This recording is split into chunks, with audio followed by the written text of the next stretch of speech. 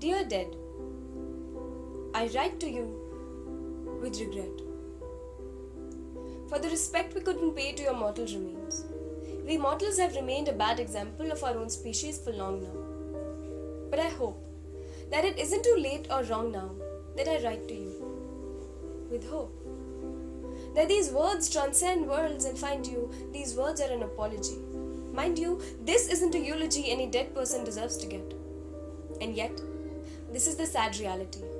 Not sadder than the fact that we couldn't muster enough courage from all the blood in each running vein, enough humanity from all these men and women that like to call themselves human, enough sympathy, enough empathy, enough pity to spare you the dignity of a mortuary van, an ambulance, a stretcher, a vehicle, something more than just a shoulder. A shoulder, though so strong that for 12 kilometers carried the weight of the corpse of the dying humanity of this entire land. Not a single hand rose to volunteer, chose to bear the responsibility of keeping a hope alive. That the departed shall be treated the way they should be treated. But instead, you were cheated. You had to leave for home without the homemate. Your bodies were caused to be carried on backs like they're some kind of baggage. Your bodies were caused to be broken so they could conveniently fit our narrow, shallow mindsets. Your bodies were caused to be displayed on pavements to become the subject of someone's charity.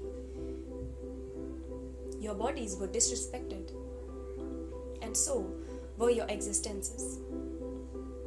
So I write to you in heaven from this hell, that even though we have lost all right to do so, that even though the damage has been done and absolutely nothing makes it better, through this letter, I seek for your forgiveness.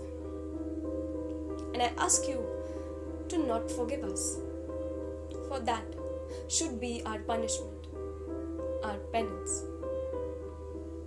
However, I ask you to try and understand that in a place where the living are raped, assaulted, harassed, sold, scarred, starved, stripped, beaten, burned, broken, bleeding alive, leading lives with hollow insides because the absence of death is the sole incentive to survive, this incident does not come as a surprise.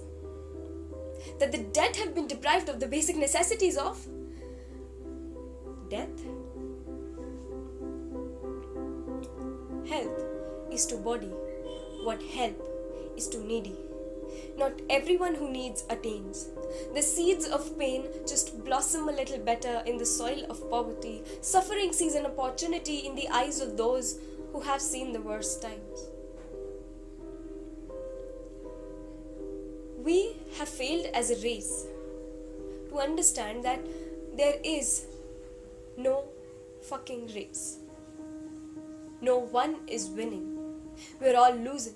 If prosperity comes at the cost of its own prospects, I ask you to be the reason we introspect. Where is it on the path to creating a better world for ourselves and our successors that our hands slipped and our visions turned blind to our people we were leaving behind? In what are we going to place our solace when the weight of this realization collapses on us headfirst? The worst part is that we will still find a way to forget. I ask you to let us be ashamed as a collective entity. For all I know, this is profanity of the highest order. That before the word human ceases to be a root word of humanity, I ask you to listen. That we are sorry. I ask you to say that we should be. Yours, shamefully.